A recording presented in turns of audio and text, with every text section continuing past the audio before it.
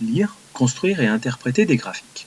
Je dois savoir lire un graphique et trouver une information dans un graphique, interpréter les données d'un graphique et construire un graphique.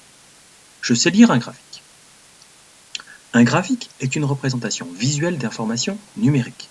C'est un outil qui doit permettre de trouver rapidement des éléments d'évolution, de comparaison, trouver un minimum ou un maximum.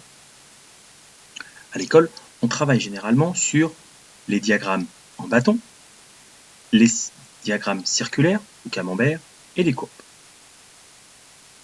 Tous les graphiques comprennent systématiquement un titre. Le titre du diagramme en bâton, c'est Activité de la MJC. Le titre du diagramme circulaire, Répartition des sports pratiqués.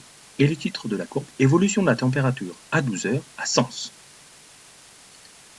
On va aussi avoir des éléments de lecture. Lecture qui vont être des éléments, alors pour les diagrammes sur les axes et la courbe, pour le diagramme circulaire, ça va être le nom ou une légende des différentes couleurs ou parties. Je sais lire un graphique et on va s'intéresser plus particulièrement aux diagrammes en bâton et aux courbes, qui sont plus complexes à lire. Tous ces diagrammes-là, bâton et courbe, vont avoir deux axes gradués, un axe vertical et un axe horizontal. L'axe vertical du diagramme en bâton, c'est avec 0, 5, 10, 15, 20. De la même manière, pour l'évolution de la température, on voit moins 5, 0, 5, 10, 15 degrés jusqu'à 18. Ces axes gradués, ils sont aussi horizontaux.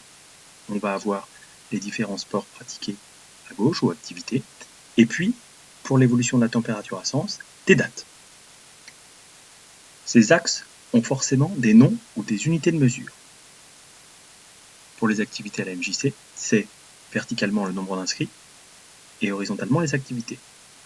Pour l'évolution de la température à Sens, c'est verticalement l'axe de température, degrés Celsius, et horizontalement les jours. Je sais lire et interpréter un graphique. Prenons le diagramme en bâton. Combien d'inscrits pratiquent l'anglais et quelle activité compte le moins d'inscrits? Intéressons-nous à l'anglais. Je vais chercher dans la liste des activités l'anglais. Je vois que c'est le diagramme en bâton bleu foncé. Je le repère et je vais regarder combien pratique l'anglais. Je cherche la hauteur du bâton et je vais continuer ce bâton jusqu'à mon axe vertical qui me donne le nombre d'inscrits. Et j'arrive à 25. Il y a donc 25 inscrits qui pratiquent l'anglais. Quelle activité maintenant compte le moins d'inscrits? Visuellement, je repère très rapidement que le minimum va être situé pour le violet et je vois bien qu'elle est entre 5 et 10. Cette activité, c'est la musique. C'est donc l'activité musique qui compte le moins d'inscrits. Je sais lire et interpréter la courbe. Quels jours ont été inférieurs à 0 degré et quel jour a été le plus chaud? Intéressons-nous au jour inférieur à 0 degré. Je trace un trait pour repérer température 0 degré. Je vois qu'une température est à 0 et je repère deux éléments pour lesquels c'est moins de 0 degré. Je trace ou je continue verticalement pour arriver sur les dates. Et j'arrive à deux dates, le mercredi 2 novembre et le jeudi 3 novembre. Donc le 2 et 3 novembre. Quel jour a été le plus chaud? Visuellement, je repère le point qui est le plus haut dans ma courbe, qui donnera la température la plus élevée. Ici, c'est 15 degrés, et je vais trouver sur l'axe horizontal à quel jour correspond cette température de 15 degrés. Et j'arrive au vendredi 28 octobre. Maintenant, je sais construire un graphique.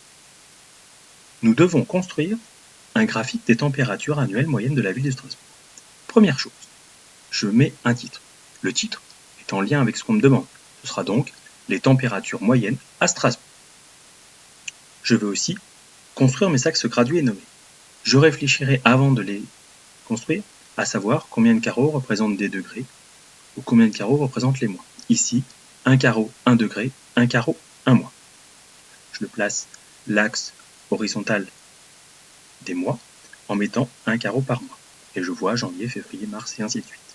Pour l'axe vertical, Je vais mettre les températures en degrés, en choisissant 1 degré par carreau. Je marque 5 degrés, 10 degrés, 15 degrés. Ensuite, je vais placer les points. Prenons le premier point, qui est, en janvier, je vois dans le tableau 5 degrés. Je vais donc chercher pour janvier et chercher 5 degrés, créer deux axes qui vont se croiser en un point, qui sera la température de janvier, 5 degrés. Je fais de même pour février avec 8 degrés.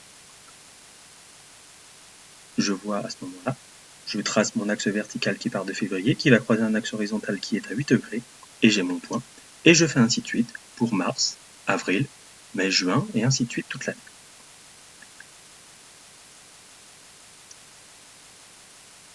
Je vais ensuite choisir de faire une courbe et relier tous ces points.